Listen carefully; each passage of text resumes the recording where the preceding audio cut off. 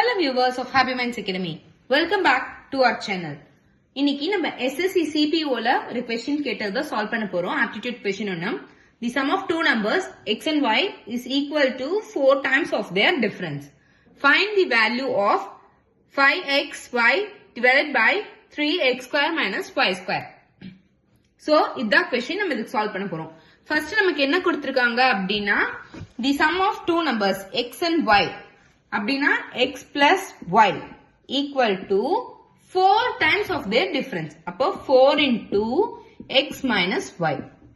Okay? So, அப்போ நம்ம எப்படி solve பண்ண போறோம்? x plus y equal to 4x minus 4y. அப்போ 4x minus x 3x. Okay? 4y minus 4y minus y 5y. அப்போ minus 5y இந்த சைடு வரும்போது plus 5y. 5y equal to 3x. அப்போ x by y நம்ம எப்படி எழுதலாம் இப்போ 5 by 3 அப்படின்னு எழுதலாம். ஓகே சோ இப்போ நமக்கு இந்த ஈக்குவேஷன்ல இருந்து என்ன கிடைச்சிருக்குன்னா x equal to 5 y equal to 3. இப்போ இத நம்ம இந்த ஈக்குவேஷன் இதுல சால்வ் பண்ணலாம்.